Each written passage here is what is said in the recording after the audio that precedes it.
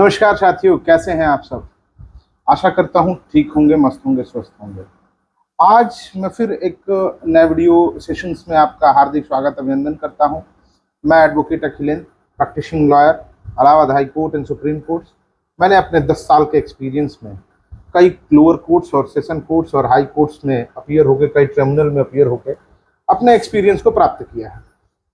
साथियों, आज जिस अपने यंग लॉयर्स के बीच में जिस विषय पे चर्चा करने जा रहा हूं, बहुत ही महत्वपूर्ण और रोचक होने जा रहा है। साथियों, हम लोग आज फिर पेन ऑन पेपर आप लेके बैठ जाएंगे। मैंने अपना नोट प्रिपेयर कर लिया है और आप लोगों के साथ मैं डिस्कस करूंगा और आपके नॉलेज को इंक्रीज करने की कोशिश करूंगा। साथियों, आज हम लोग बात करने जा रहे हैं negotiable instrument act, NI act, पराक्रम में लिखित अधिनियम। एनआई एक्ट का महत्वपूर्ण, एनआई एक्ट तो चूंकि बहुत ही महत्वपूर्ण किताब है। देखिए, ये व्हाइट कलर की है जो एनआई एक्ट की बुक है। बहुत महत्वपूर्ण विषय है और ये फाइनेंशियल ऑफेंस से रिलेटेड है। इसमें लेटेस्ट अमेंडमेंट भी हुए हैं और लेटेस्ट व्यवस्था भी अपनाई गई है। उन चीज़ों को कंपाइलेशन के साथ साथ आप लोगों के साथ इस विषय पे मैं बात करने का प्रयास करूंगा और अपना लीगल ओपिनियन एंड पूरा एनआई एक्ट का प्रोसीजर समझाने का प्रयास करूंगा कि कैसे एनआई एक्ट का मुकदमा होता है। देखिए, एनआई एक्ट का मुकदमा कब सृजित होता है और कब यह इनिशिएट होता है और कैसे इसको प्रोसीड किया जाता है, एक एक टॉपिक को कवर करने की कोशिश करूंगा मैं। साथियों, जब कोई व्यक्ति किसी व्यक्ति को चेक काट के किसी तरीके का ड्यू पेमेंट करता है या कोई भुगतान करता है, पेमेंट हो या एडवांस पेमेंट हो या फिर किसी चीज के संबंध में भुगतान करता है, और जितने अमाउंट का चेक होता है, अगर उतना अमाउंट उसके खाते में नहीं होता है तो चेक डिसऑनर हो जाता है। चेक डिसऑनर होने की दशा में ही, अगर चेक डिसऑनर की दशा में ही चेक बाउंस कह सकते हैं उसको, डिसऑनर होने की दशा में ही एनआई एक्ट का मुकदमा सृजित होता है। या फिर आपका अकाउंट क्लोज हो, बंद हो, या किसी तरीके से ऐसा चेक आपने जारी कर दिया है जिससे भुगतान संभव नहीं है, अब बैंक में वो अपने बैंक में डालता है, उसका भुगतान नहीं होता है उतनी धनराशि का, तो चेक को डिसऑनर माना जाता है। और जब डिसऑनर हो जाती है तो एक बैंक रीजन बता के एक डिसऑनर स्लिप दे देता है उपभोक्ता को। अब उस दशा में उपभोक्ता करे तो करे क्या। देखिए, चेक बाउंस का मुकदमा, एनआई एक्ट का मुकदमा जो होता है, बहुत सटीक और बहुत ही रीजनेबल मुकदमा होता है। इसे बचा नहीं जा सकता है। ये डॉक्यूमेंट्री एविडेंस होता है और इसको बहुत कम दिन में चाहे तो निपटाया जा सकता है। अब इसमें दो पार्ट होते हैं। सबसे पहले, अगर हम एनआई एक्ट का मुकदमा करने जाते हैं तो लीगल नोटिस देना होता है, हमें डिमांड ऑफ पेमेंट भेजनी होती है। जैसे रिकवरी शूट्स में डिमांड ऑफ पेमेंट की नोटिस हम देते हैं, उसी तरीके से इसमें भी डिमांड ऑफ पेमेंट के लिए नोटिस भेजते हैं चेक जारी करने वाले व्यक्ति को। चेक जारी करने वाला व्यक्ति को एक टाइम लिमिट फिक्स करके, वो 13 डेज है, 13 डेज के भीतर वो मुकदमा दायर होने से पहले वो पैसे का भुगतान कर सकता है। यह मुकदमा समरियल ट्रायल होता है, समनिंग ऑर्डर पास होता है, समरियल ट्रायल होता है। इसमें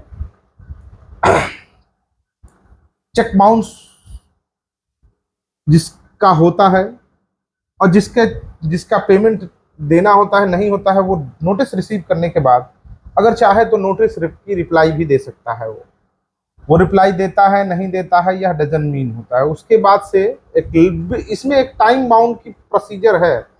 अगर टाइम बाउंड के बियॉन्ड आप जाते हैं, टाइम बाउंड के बाहर अगर आप काम करते हैं, तो आपको चेक बाउंस का मुकदमा संभव नहीं है। चेक बाउंस का मुकदमा डिसऑनर होने के 30 दिन बाद तक के बीच में, चेक डिसऑनर होने के 30 दिन के भीतर लीगल नोटिस इशू हो जानी चाहिए और ठीक 15 दिन बाद आपका सूट इंस्टीट्यूट हो जाना चाहिए, सूट फाइलिंग हो जाना चाहिए। तो जो इसमें डिमांड ऑफ पेमेंट की नोटिस के बाद 15 दिन के बाद आपका टोटल ड्यूरेशन जो है 45 डेज का होता है चेक बाउंस से सूट फाइलिंग के संबंध में। इसमें सूट फाइलिंग के दौरान आपको ओरिजिनल चेक की फोटोकॉपी लगानी है, डिसऑनर स्लिप की फोटोकॉपी लगानी है और लीगल नोटिस की फोटोकॉपी लगानी है। रिसिप्ट जो आपने रजिस्ट्री से भेजी है उसकी फोटोकॉपी लगानी है या ओरिजिनल फाइल करना है। शूट प्रिपेयर करना है, अलॉन्ग विथ एफिडेविट होना चाहिए।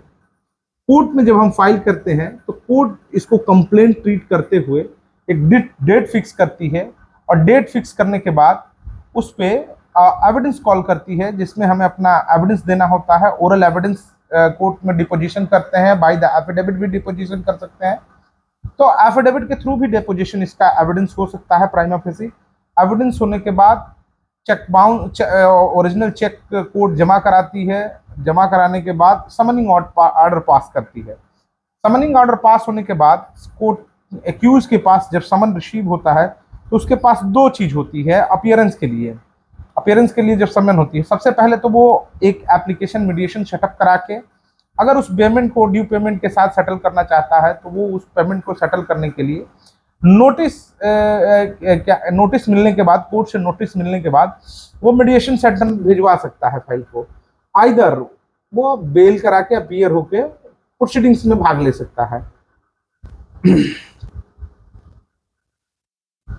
अब बर्डन ऑफ प्रूफ जो होता है इसमें वो कंप्लेनेंट का होता है और उसको बियॉन्ड रीजनेबल डाउट अपने केस को एस्टेब्लिश करना होता है, जो क्रिमिनल जुडिक्शंस का नाम्स होता है।